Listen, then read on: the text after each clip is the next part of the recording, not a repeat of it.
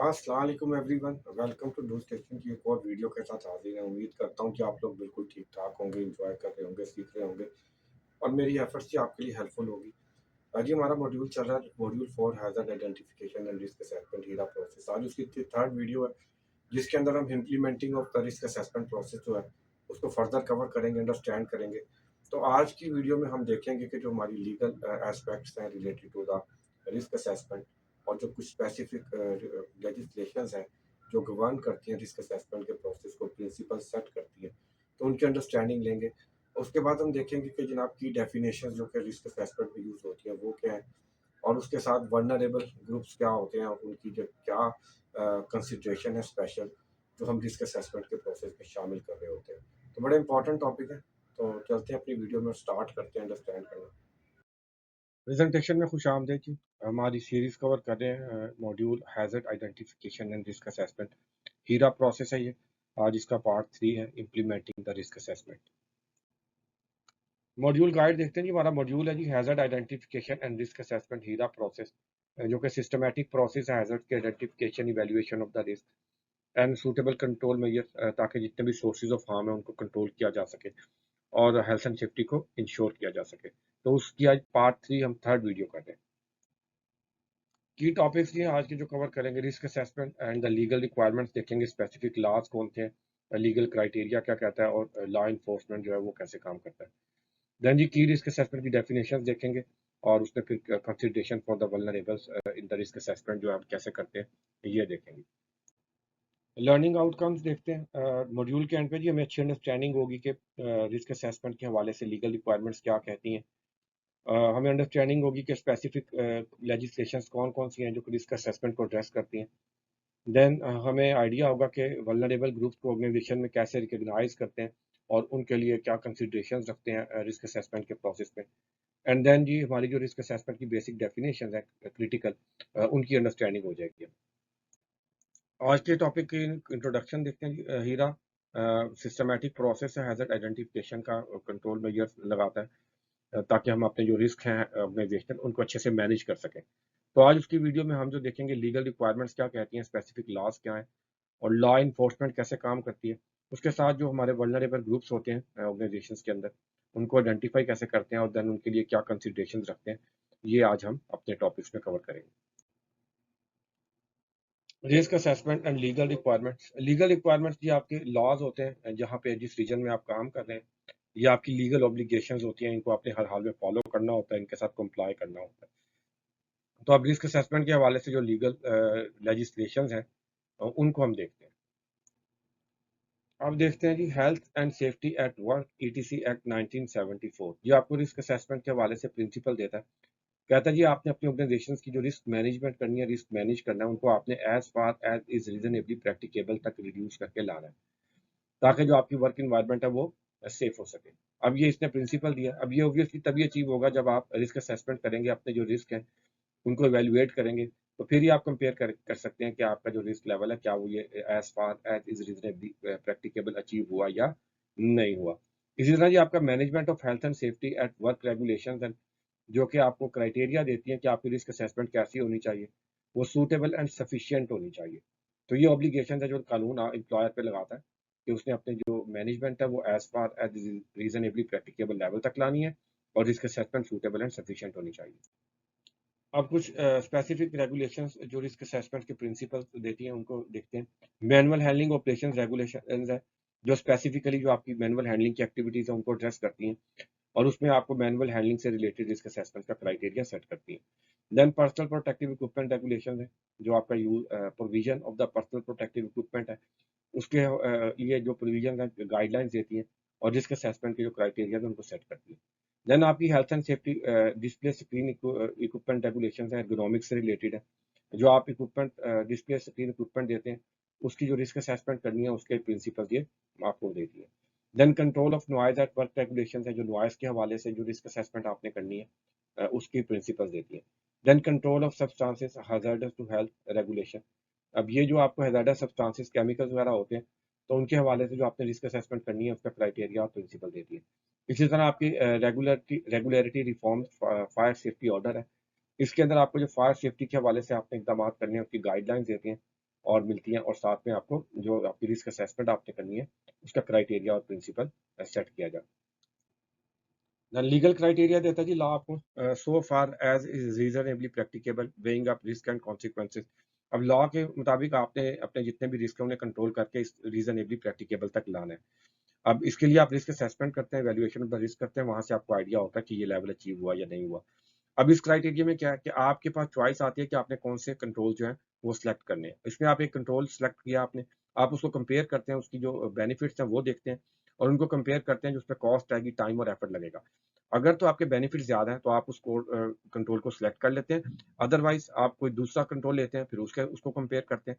तो इस तरह जो आप ये जो अपना level of the so far as reasonably practicable है, इसको जो इस बैलेंसिंग एक्ट को यूज करते हुए ऐसे कंट्रोल्स लगाते हैं जो आपके लिए क्या होते हैं, रीजनेबली प्रैक्टिकेबल होते हैं।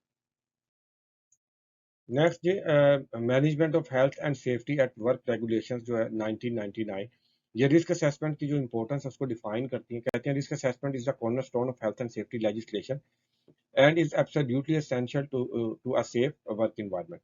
तो ये एम्फसाइज करती है कि जो आपका रिस्क असेसमेंट होता है ये आपकी लीगल ऑब्लिगेशन है और ये एसेंशियल है आपकी वर्क प्लेस की सेफ्टी के लिए। अब लॉ इन्फोर्समेंट कैसे काम करता है वो देखते हैं। Give informal advice during the inspection. आपकी जो रेगुलेटरी बॉडीज होती हैं उनके इंस्पेक्टर किसी भी ऑर्गेनाइजेशन को विजिट कर सकते हैं, इंस्पेक्ट कर सकते हैं।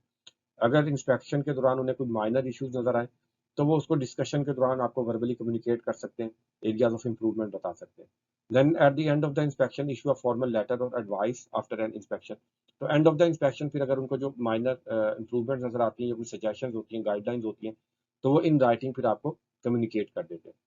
देन अगर उनको कोई ऐसी लाइक्लीहुड नज़र आती है, ऐसी कंडीशन नज़र आती है कि जहाँ पर इंसिडेंट होने के चांसेस ज़्यादा है और कोई कंट्रोल मेजर्स नहीं है या कम है, बिल्कुल इनएडिक्वेट है, तो फिर ऐसी केस में वो आपको एक इम्प्रूवमेंट नोटिस जो है वो सर्व करते हैं, जो कि बेसिकली आपको एक टाइमलाइन दिया जाता है, डेडलाइन दी जाती है कि with in this time frame जो है अपनी जो ये कंट्रोल्स हैं इनको आप लगा लें, ये इम्प्रूव करें अपने एरियाज ऑफ इम्प्रूवमेंट को, नहीं तो आपके खिलाफ एक्शन होगा। देन जी, सर्व अ प्रोहिबिशन नोटिस। अगर कोई ऐसी थ्रेट उनको मिलती है जो कि इमीडिएटली डेंजरस हो सकती है, ज़्यादा खतरनाक हो सकती है, तो वो आपको प्रोहिबिशन नोटिस भी सर्व कर सकते हैं। अब इस प्रोहिबिशन नोटिस के तहत वो जो एक्टिविटी हो रही है उसको बंद किया जा सकता है, रोका जा सकता है, या फिर वो जिस एरिया में एक्टिविटी हो रही है उस पूरे एरिया को सील किया जा सकता है। और या फिर अगर वो बहुत ज़्यादा खतरनाक है तो फिर आपका जो पूरा प्रीमिसेस या ऑर्गेनाइजेशन की बिल्डिंग है उस पूरी बिल्डिंग को भी सील किया जा सकता है, प्रोहिबिट किया जा सकता है सेस के लिए, अनटिल जो आपकी रेमेडियल एक्शन है वो आप नहीं ले लेते। देन जी फोर्थ आ जाता है कमेंस ऑफ प्रोसिक्यूशन। अगर आप कोई ब्रीच करते हैं, लीगल वायलेशन करते हैं, तो ऑब्वियसली फिर आपके खिलाफ जो कोर्ट में केस चल सकता है। उसके अंदर फिर जी आपकी अगर आप साबित हो जाता है, गिल्टी साबित हो जाते हैं, तो फिर आपको डिफरेंट किस्म के कॉन्सिक्वेंसेज हो सकते हैं। इसमें आपके फाइन्स आ जाते हैं, इम्प्रिजनमेंट आ सकती है।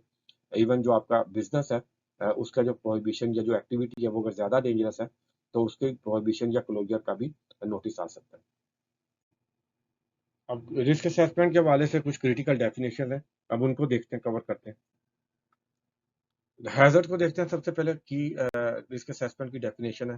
तो something with potential to cause harm, कोई भी ऐसा सोर्स जो आपको हार्म कर सकता है उसे हैजर्ड कहते हैं। ये आर्टिकल्स की फॉर्म में हो सकता है, जो प्रोडक्ट्स वगैरह आप बनाते हैं, सब्सटेंसेस हो सकते हैं, डिफरेंट किस्म के हैजर्ड जो आप यूज कर रहे हैं या हैंडल कर रहे हैं, पीपल हो सकते हैं जो लोग वहाँ काम कर रहे हैं, या दूसरे लोग जो इंटरेक्ट कर रहे हैं आपके बिजनेस के साथ, प्लांट मशीनरी और इक्विपमेंट की शक्ल में ये चीज़ें जो आपका नुकसान कर सकती हैं।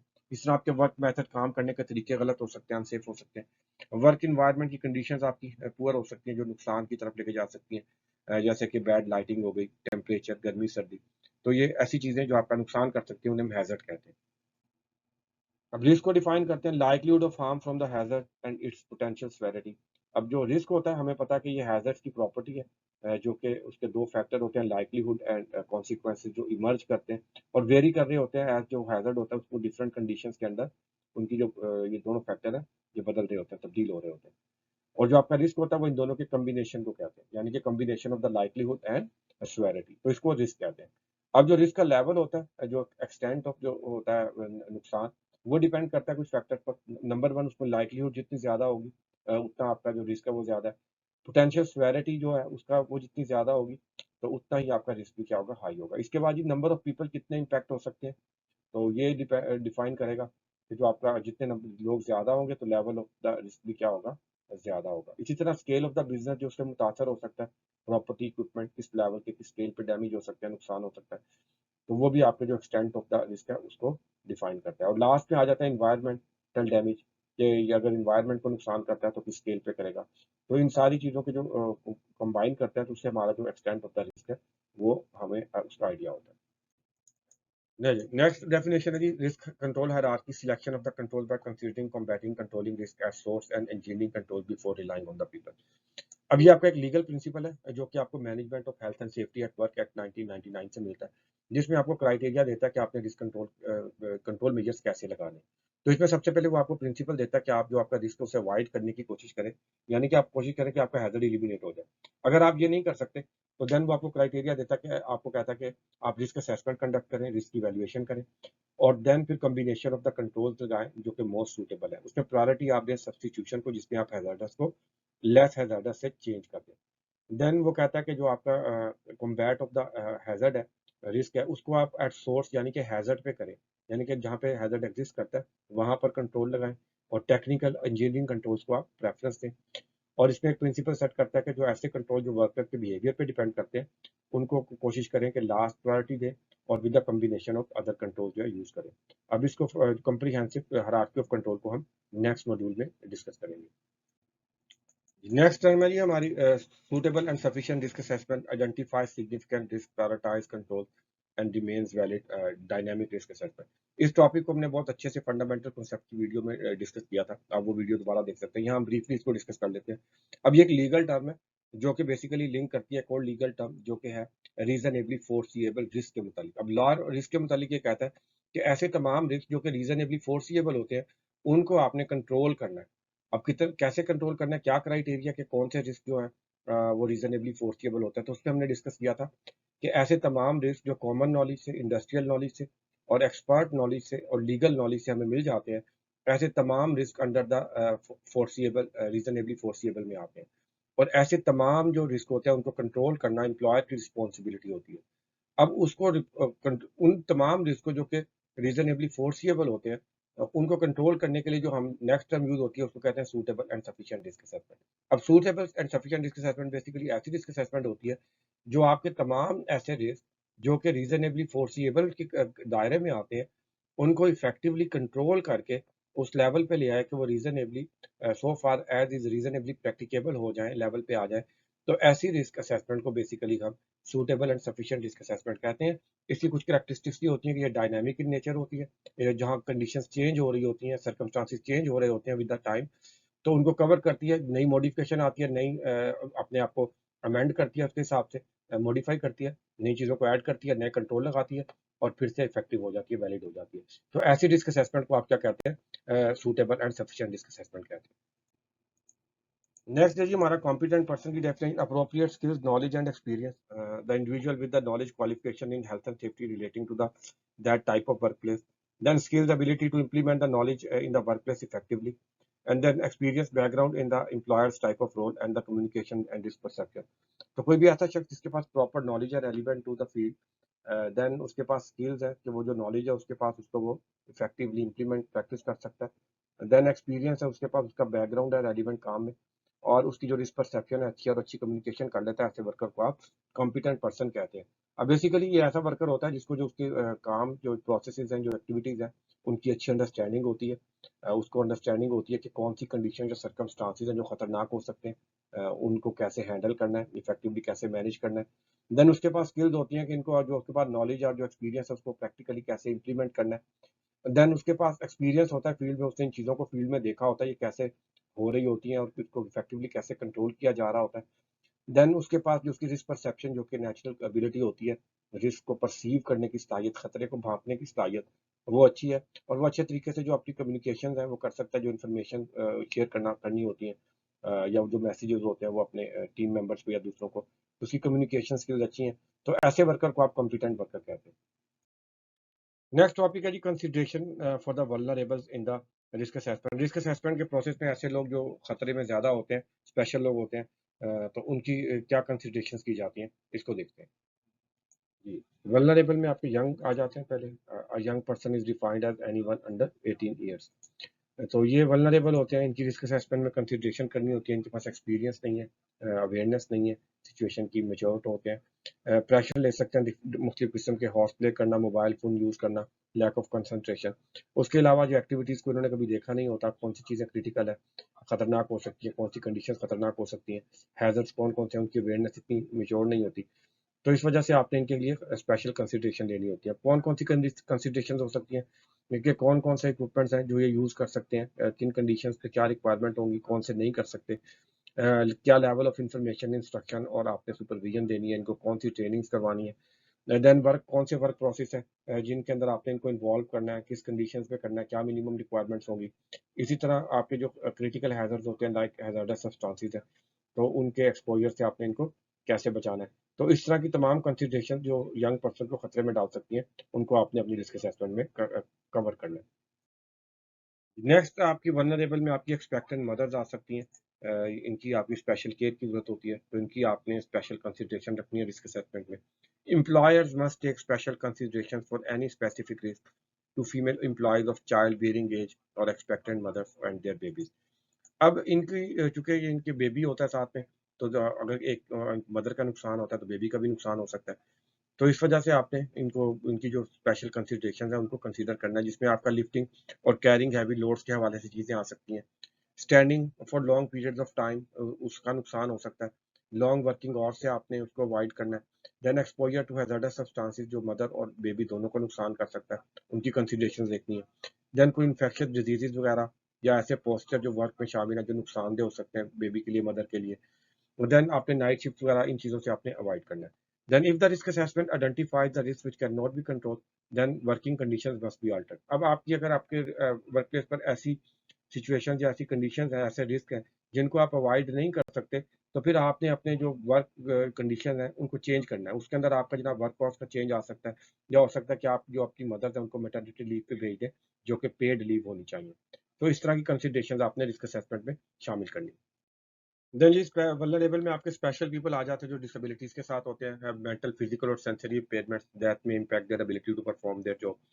अब ये जो वर्कर होते हैं ये अपनी जो जॉब होता है, हो सकता है वो उसको सेफली एग्जीक्यूट ना कर पाएँ ड्यू टू द कोई जो मसाइल है इनको, या फिर in case of emergency specially ये बहुत ज़्यादा प्रोन होते हैं, वल्नरेबल होते हैं, जो कि उस तरह से इवैक्यूएट करना, रिएक्ट करना इनके लिए मुश्किल होता है। ऐसे लोग जो होते हैं इनको आमतौर पे चलने-फिरने का मसाइल हो सकते हैं, देखने, सुनने, बोलने के मसाइल हो सकते हैं। क्रॉनिक इश्यूज़ हो सकते हैं हेल्थ के लाइक डायबिटीज़ और एपिलेप्सी।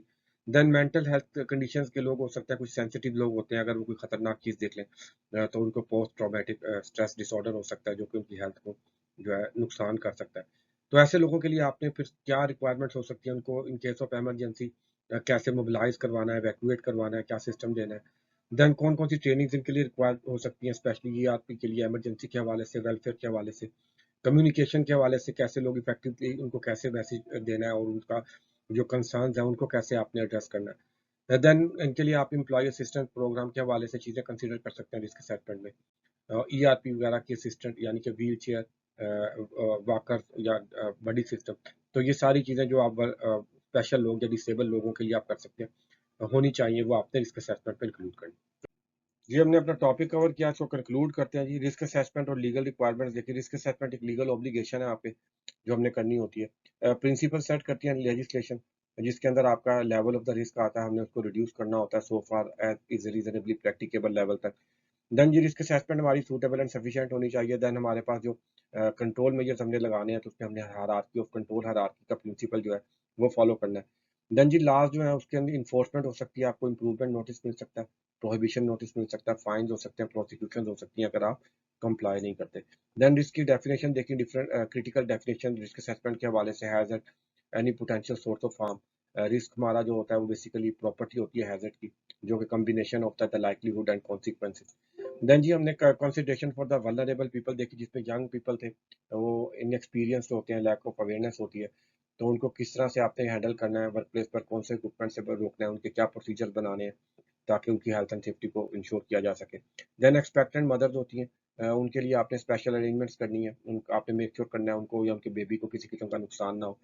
अगर उनके हैजर्ड्स आप कंट्रोल नहीं कर पाते, तो आपने अपनी वर्क कंडीशन चेंज करनी है, लाजिम है, या आपने उनको लीव पे भेजना है, मैटरनिटी लीव पर, जो कि पेड होनी चाहिए। इसी तरह आपके वल्नरेबल में डिसेबल्ड पर्सन आ जाते हैं, जिसके अंदर स्पेशल पीपल हैं, जिनके लिए आपने स्पेशल अरेंजमेंट्स करनी है, लाइक उनकी मोबिलिटी का ख्याल करना है, इमरजेंसी प्रोसीजर्स की उनको केयर करनी है, कि कैसे आपने उनको सेफली इवैक्यूएट वगैरह करवाना है। तो ये सारी चीज़ें हमने आज डिस्कस की। तो जी, हमारा आज का टॉपिक था जी, उम्मीद करता हूँ आपके लिए हेल्पफुल होगा, मेरी एफर्ट से फ़ायदा हो रहा होगा आपको। आपके देखने का, सपोर्ट करने का बहुत-बहुत शुक्रिया। कोई सजेशन है आप शेयर कर सकते हैं मेरे साथ। तो नेक्स्ट टॉपिक में मिलते हैं आपको दोबारा से, तब तक अपना ख़्याल रखें, सेफ रहें, सीखते रहें। अल्लाह हाफ़िज़।